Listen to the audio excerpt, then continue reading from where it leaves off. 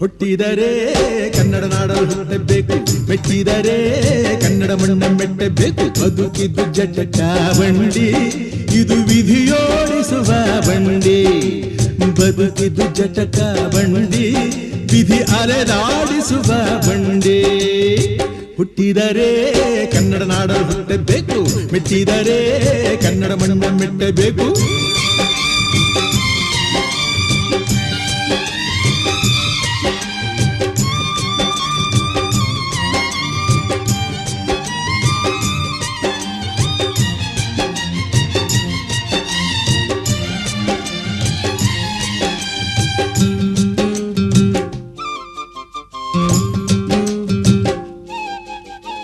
ಕಾಶಿಲಿ ಸ್ನಾನ ಮಾಡು, ಕಾಶ್ಮೀರ